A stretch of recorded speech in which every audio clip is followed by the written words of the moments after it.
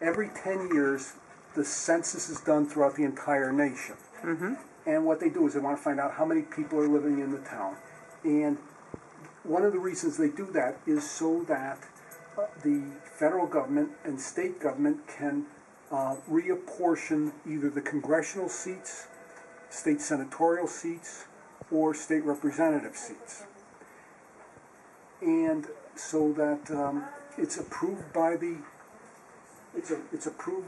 legislature, and as a result, there's been some shifting of the state representative lines. The 3rd congressional district stayed the same for us. The 14th senatorial district stayed the same for us, and the state representative districts changed ever so slightly. In order to make it as seamless and as transparent as possible to the voters, what we did was, based on a state law, which is I think 9-168B or something like that, we're going to have polling places in the normal places. The 114th State Representative District, which is District 1, will be located at Mary L. Tracy School. And for the 117th State Representative District and the new 119th State Representative District, we're going to have that in High Plains Community Center. So the people that are now going to be voting in the 119th State Representative District will still go to High Plains Community Center, but they'll just be directed to that district's voting list and voting machine.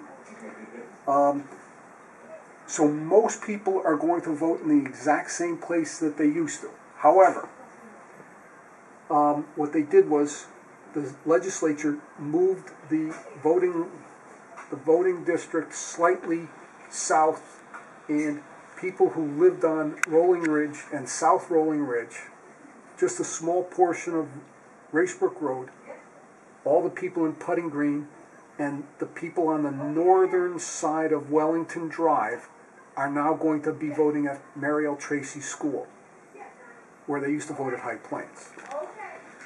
And then along Meeting House Lane, the old district it went all the way down to Meeting House Lane to Grassy Hill Road, and then it took a left on Grassy Hill and then a right on Prudent. Well, there again, they moved the 114th State Representative District down a little bit, so that on Meeting House Lane at Hemlock Drive, the northern section of Hemlock Drive, the people who live on Hemlock Drive there, will vote in the Mary L. Tracy School 114th State Representative District. It's then going to take a left and head south on Ridge Road, and the people on the western side of Ridge Road to Hazelnut are going to vote in the 114th State Representative District, Mary L. Tracy School.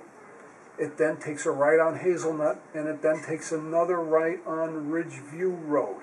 So the people on the eastern side of Ridgeview, at that portion of Ridgeview, will vote in the 114th State Representative District, Mary L. Tracy. It takes a left on Butternut Court, and people on the northern portion of Butternut Court, all of Overlook, Meeting House Circle, Gospel Lane, will vote in the 114th State Representative District, Mary L. Tracy School. When you get down to the bottom of Butternut Court, you take a left on Grassy Hill Road, and then take a quick right on Squire Lane. The people on the northern section of Squire Lane will vote in the 114th State Representative District and will vote in Mary L. Tracy School. It'll proceed up to Prudent Lane and take a left on Prudent Lane, and from that point on, it stays the same all the way up to Derby. The only difference is that where all of this was one state representative district, which was the 117th for the last 10 years, it's now divided in half. And if you started at the Peck Lane at the Milford border south of the Blossom Post Road, the 117th will be on the easterly side of Peck Lane, and the 119th state representative seat will be on the western side. So as you proceed up past the Boston Post Road, all the way past Old Tavern Road, up to Pine Tree Drive, all of this section will now vote at High Plains Community Center, but for a state representative, which is the 119th district. The state law says that the registrars of voters can separate the districts at one polling place. So that's all we're going to do. For the majority of people, wherever you voted in the past, you're going to vote in the future at High Plains or at Mariel, except for what I just described. I believe the registrar of voters are sending out letters notifying people of this change. And it'll actually go into effect for the upcoming Republican presidential preference primary. It'll be in effect for the U.S. Senate primary, which will be in August, and there might be a congressional primary and a state senate or a state representative primary. We don't know that at this point. If people have any questions, they can easily contact the registrars of voters, and their number is 203-891-4715.